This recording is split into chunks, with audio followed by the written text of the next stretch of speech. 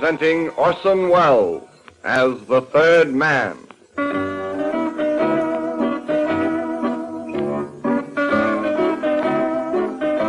The Lives of Harry Lime, the fabulous stories of the immortal character originally created in the motion picture The Third Man, with zither music by Anton Karas.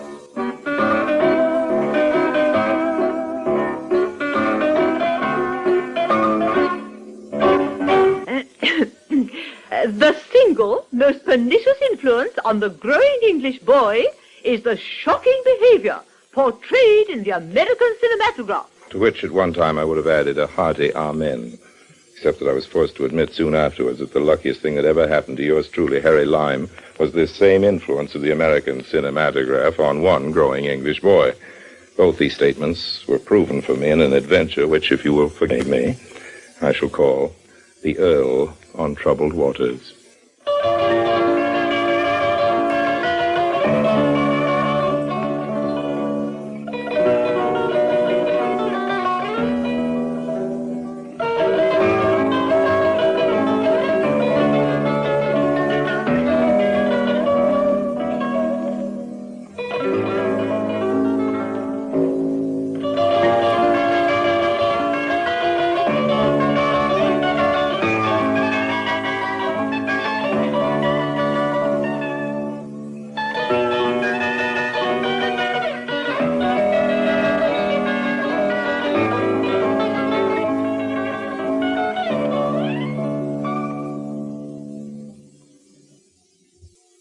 And now, Orson Welles as Harry Lime, the third man, in today's story, The Earl on Troubled Waters. Not so very long ago, I was sipping a rather dubious Pernod in a rather dubious London cafe with a rather dubious British character of the sort known locally as a spiv. This particular spiv was using, at the time, the name of Robinson, I imagine, because he hoped that there was virtue in the number of his compatriots who bore the same moniker. He had no other pretensions to virtue. Why was I there? Well, I was there because he had asked me to be, and because I had nothing better to do. He was the sort of man who managed to sound conspiratorial even when he was asking you something like... Care for another Pernod? Well, leaving my own preferences to one side, Robinson, I have my digestive system to consider. For better or worse, it's my only digestive system. I'd rather not make an enemy of it. All right. No need to make a speech. I suppose you want me to get down to business, eh? You mean to tell me, old man, that you have some business which you seriously think would be of interest to me? You're interested in making money, I don't doubt. Say on, friend of my middle years. I thought that'd make you prick up your ears. Well, no, it's like this. I have some money, see? Quite a bit of it. I want to get it out of the country. Pounds or dollars? It's dollars. A lot of them. I pulled off a good caper, I did. It's enough for a pair of fine nest eggs, Harry, but you can't get it out of the country because you're scared, and with every good reason. It's customs people. They're looking for you, am I right? Right. So you can't smuggle it out yourself. You have a problem, old man. Who's going to smuggle it out for you? Why not you? How much money's involved, old man? 30,000 American dollars. Even if the deal were a 50-50 split, I'm not sure it's worth it, old man. It's too risky. And they told me you were game for anything. Ha! Palm himself off as anybody, they said. Take any risk. Slickest rascal this side of old Ned himself. That's what they told me. Oh, yes. How they do go on. Said you could outwit anybody, they did. Why? See that pair of your countrymen over there sitting in that corner? Oh, fine, substantial citizens, aren't they? Pair of gulls, if ever I saw one. Innocents, both of them. But I bet even they could see through you. You bet? What would I have to do? I'm calling your bluff, Harry Lime. But I don't believe you're ready or able to do any of the things they say you can. My wager is 5,000 American dollars. You can't even convince those two Americans you're an Englishman. Oh, man, I bet you I could walk on water if it weren't cheaper to pay my penny and cross on the ferry. Yeah. Can't smuggle. No sportsman won't take my wager.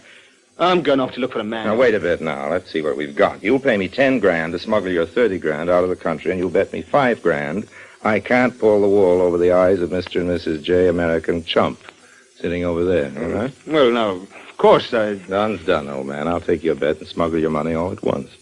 I'll even make him think I'm nobility just to make the cheese more binding. Where's your money? Got it with you? Yes, but... Hand it over under the table. Under the table. That should be a familiar method for you. Come on, quick. My couple's getting ready to go. Will you turn it back to me? In France. It's all there? This package? Yes. Run along now, old man. Doesn't do my reputation any good to be seen in public with you. As of this instant, old man, I'm guarding the reputation of the Earl of Linchester. Who's that? Me, old man, me.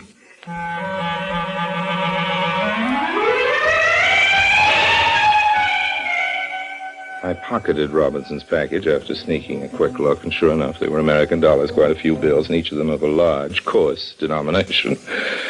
Then, to follow my 2 American tourists to their hotel, estimate when they'd be coming down to the lobby, and bribe a page boy to help me in my little masquerade was, for me, the work of an instant.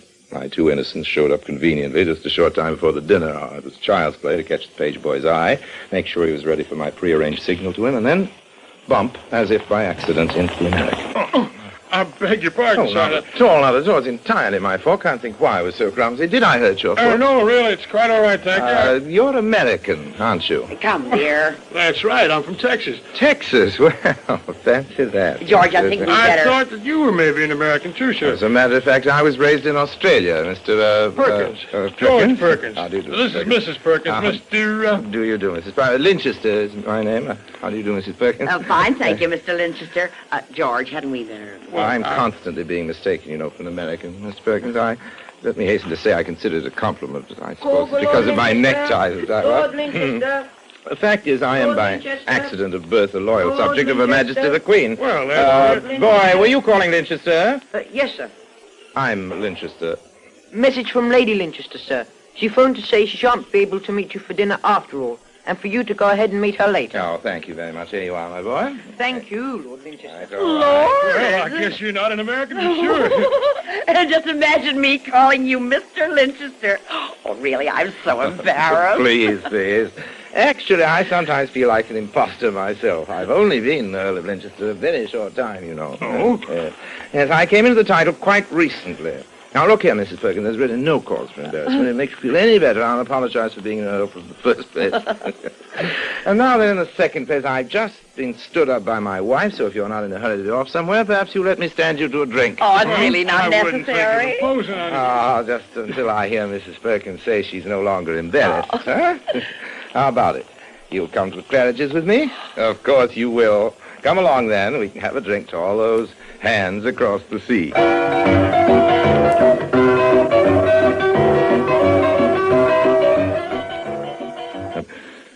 I stirred them into the lounge at Claridge's, got them seated, dropped a few illustrious names they might have heard of and apparently had, stuffed 2 or 3 drinks down their not at all reluctant gullets, and I had them all sweetly primed for the next stage. Oh, my, this has been so nice of you, Lord Oh, Linchester. it surely has indeed. Imagine, George, our having met a real honest-to-goodness Earl. I know this must sound foolish to you, Lord Linchester, but it's truly a thrill. Well, I just wish my having the title was as unmixed a blessing as you might think, Mrs. Perkins. Why, I think it would be just heavenly. Mrs. Perkins, if you want the truth, being an English nobleman these days is a mug's game. The government here in England, well, sometimes it seems that they're trying to penalize a man for investing his money soundly.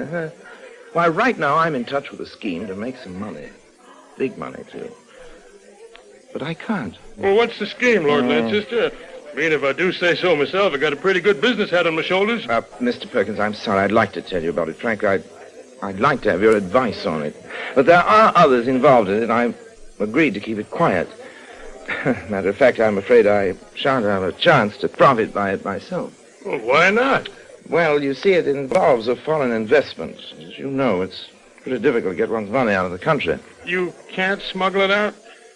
Well, not a chance, I'm afraid. You see, British customs people pay special attention to people with reputations like, to men in my position. If I could be of any Oh, help... it's awfully good of you, sir, but I wouldn't dream of it. Oh, why not? First place, we're permitted to take 15,000 American dollars out. Yes, We came I in with know. that much. And in second place, no reason for anyone to examine our luggage. Yes, George, that's I don't think... Quiet, dear. But really, I don't think Now, I could... please, I'd be honored, sir. Then, of course, if you see fit to let me know anything of the investment once we get to France... Yes, well, it might work. George, are you sure we... Quiet, dear. Why won't it work? How much is involved? 30,000 American dollars. Okay, that's fine. You get it to me. We were planning to take the Channel boat from Dover to Calais next Wednesday anyway. Well, if you insist, old man, I'll book passage on the same Channel boat.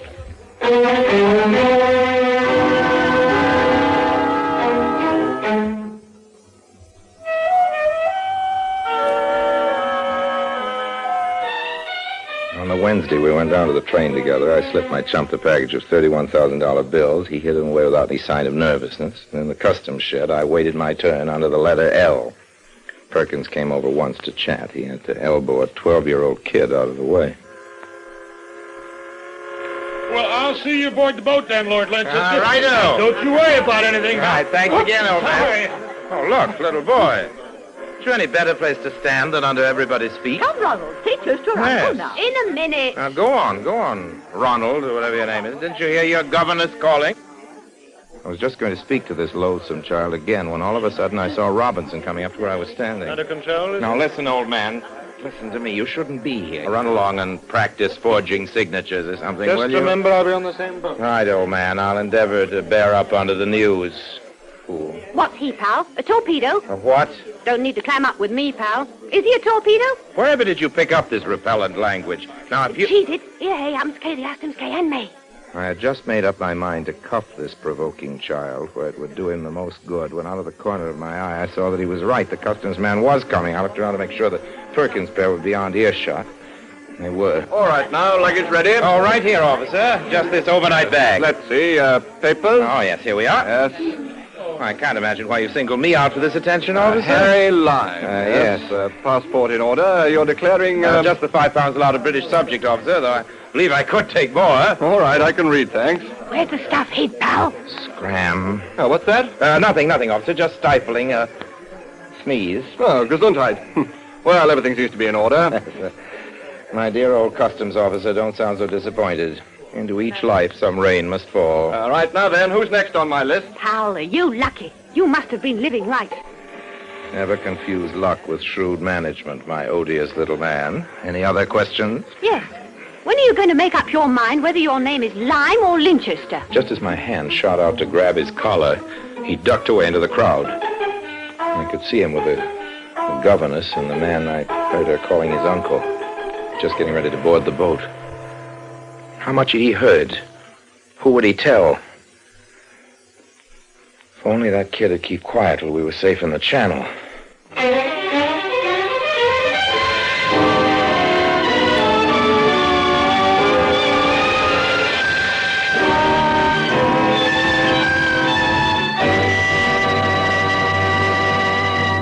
In a moment, Orson Welles returns as Harry Lime, the third man.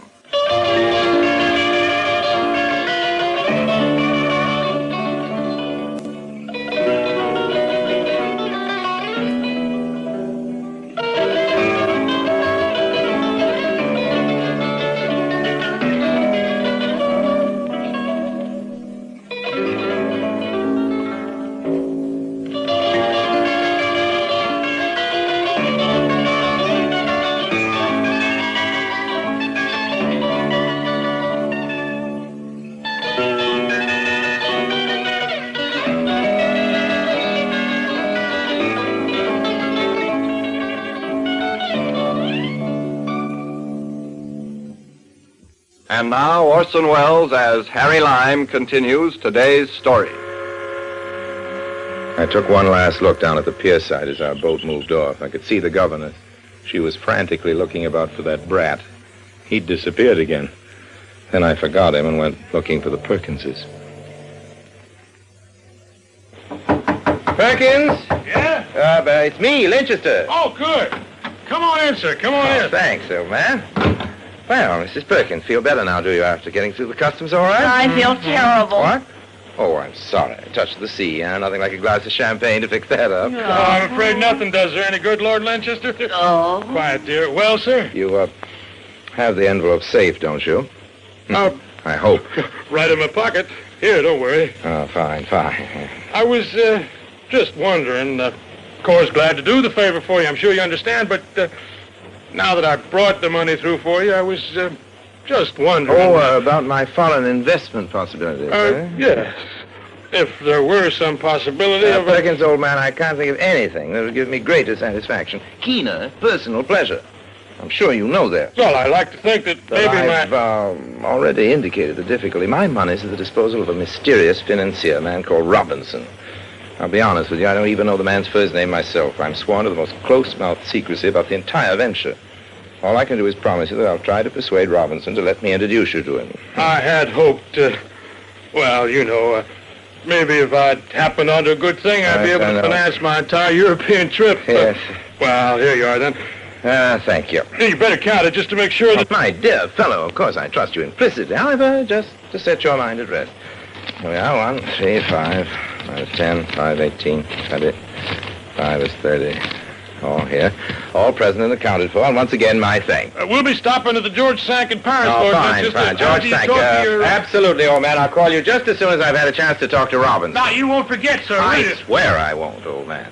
Just as sure as my name is Linchester. Goodbye now.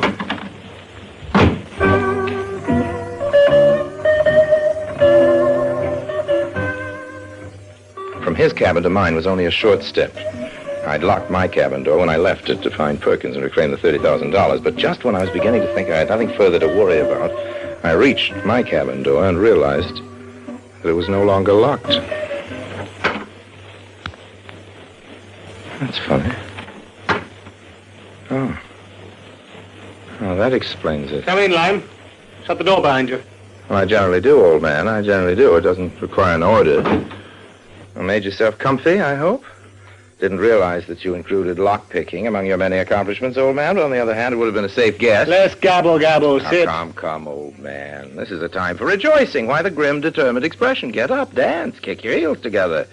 Your old friend has pulled it off again, and you are the richer by $15,000. 30? Yes, 30. Surely your arithmetic leaves something to be desired. Suppose I run over our little agreement again. For getting your money through customs, you were supposed to pay me 1/3. Now, 1/3 of 30 is 10. In addition Still the gab and hand. In addition to which you wagered that I would be unable to pass myself off as an Englishman to Mr. George Perkins of Texas. $5,000 even money. 5 and 10 make 15, and so you owe me 15,000. In consequence, I owe you the other 15, half the boodle. Very simple. Have you finished? For the moment. A good line. Now I'll talk. This gun is bulky because of the silencer, see? The cabins on either side are empty. I happen to know, for I saw the passengers in them drinking in the saloon. If you like, I'll let the gun do all the talking for me. I want all the 30,000, understand? And I want it handed over now. You seem very determined. I am. When you reach into your inside jacket pocket, Lime, make very sure that the only thing you bring out is the envelope with the money, or I shoot. I mean it. Dear, dear. Who would have thought that a man of your sterling character would stoop to such a double cross? Well, if it must be, it must be. I was actually reaching for the envelope when all of a sudden I heard a little sound just behind me. A sound at the door. The doorknob had just been turned. Well, I wanted whoever was coming in to come in behind Robinson's back. Hey, where you going? Just walking over to sit on my berth, old man. Surely you don't object to my being comfortable while you rob me of my share. Well, just keep both your hands where I can see them. Why should I not? Why, indeed. I reached into my pocket very slowly and carefully for the envelope, but my eyes never left the doorknob. Robinson, whose back was to the door, couldn't see it. It was opening slowly. Very slowly. Come on, get a move on. Hand me that envelope, Lime. Now the door was open, just as I handed him the envelope. From behind Robinson, there came a snarled command. All right, punk, get him up. Reach for the roof. What the? My hand closed on a heavy ashtray as Robinson wheeled toward the door in surprise. Why, just a kid. Come in here, you. Thank you, Ronald. He really had a gun? Well, it wasn't a pea shooter. Is he out? Out? Well, when a heavy object like this ashtray is brought forcibly to bear on a brittle object like that skull, Ronald, the result, it is fair to predict, will be a minor concussion and consequent unconsciousness. Is he dead? Well, Robinsons don't die so easily, Ronald, my boy. Come in. Sit down. Well, we'll keep this door closed, I think, for the next few minutes. What you going to do? Well, we're going to truss up this specimen until he looks like a cocoon, that's what. Not forgetting to gag him securely in the bargain. There we are. I didn't know you really had a gun. Oh. Might he have killed you? Well, I like to think he wouldn't. He was a torpedo, wasn't he? What's a torpedo? Oh, you know, a gunman, a gangster. What have you been doing, young man? Going to American gangster movies? Where do you pick up this tedious slang? I go to all the American flicks. They're keen. Disgraceful. There. That should keep our friend quiet for a time. Why was he going to kill you, Mr. Lime? Well, how do you know who I am? I heard the customs man when he read your name off your passport. Oh, yes, to be sure. I heard that other man call you Lord Linchester, too, but I knew you weren't Lynch's. And how is that? You're American, aren't you? I say, tell me, why was he trying to kill you? Well, Robinson is a very bad man, Ronald. He was trying to smuggle money out of the country, and as you know, that's against the law. I know that. Were you trying to stop him? Well, that's one way of putting it, I suppose. I say, that's splendid. Besides, he was trying to welch on a bet he'd lost to me. A bet? He'd owed me $5,000 for a bet. I'll just take that, and the rest I'll put safely away. Say, how about me? You? Sure. Split up the swag. Didn't I save you from being... But this isn't swag, Ronald. This is... Just a minute, pal. Tell you what I'll do. Here. You take this one bill, $1,000? Is it real? Well, it is unless I've been grossly deceived. Here, now, fold it up tight. Stick it into your watch pocket. That's it. You know what that is? What? That's hush money. Now, you run along back to your cabin, and mind you don't tell anybody about this. Anybody at all. I have no cabin. I'm a stowaway. Oh, my God. I came aboard following suspicious characters. Who? You. And now we're partners, aren't we? Fine. So we're partners. Okay. You know what your first job will be, partner? What? You sit right here and keep a watch on Robinson. Make sure he can't get out of these sheets I've tied around him, okay? But where will you... I'll be in and out. First of all, I got to tell the captain what's happened, and I'll be back. But you stay here, right, Ronald? Promise not to stir out of this room? Very important. Somebody should be here all the time. Right? Promise? I promise I won't move. And if he tries to escape, I'll shoot him dead.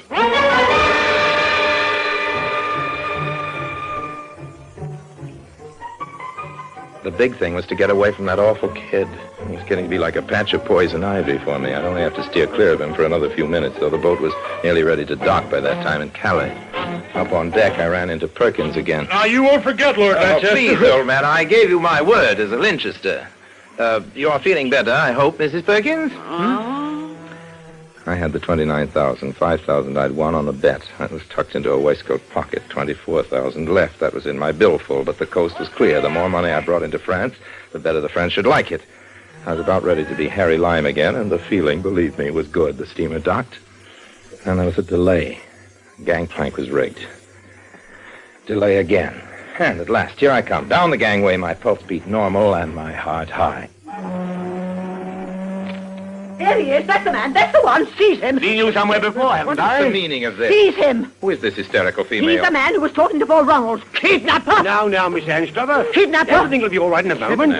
Kidnapper? What a grotesquerie. Take your hands off me, Where woman. is he? What have you done with him, monster? Where's my Ronald? We have the same child in mind, madam. He's very probably sitting peacefully in cabin 23. Here I am. Ronald. Are you all right? Sure, I'm fine. Who are these men? Never mind, dear. Don't trouble about them. They're just two very nice men from Scotland Yard who flew me over to save you from this bad man who was trying to kidnap you. Dear madam, if you will He's kindly... not a kidnapper. He's a hero. Yes. He caught a man who was trying to smuggle money out of the country, and he tied him up, and I'm his partner, and we're both detectives. And you must let him go because there's probably a reward for the man we caught. Wait a mo, what's this? What cabin, sir?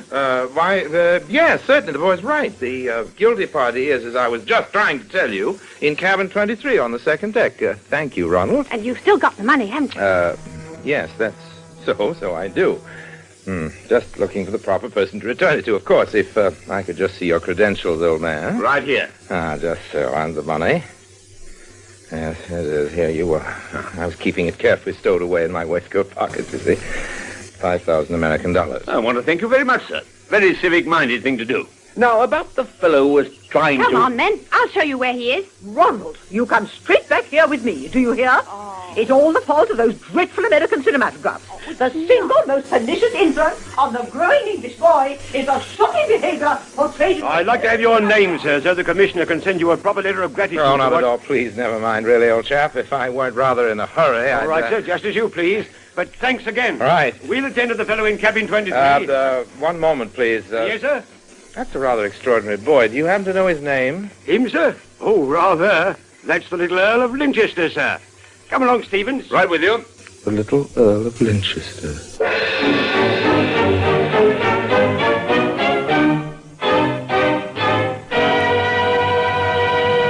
Harry Lime will be back in just a moment.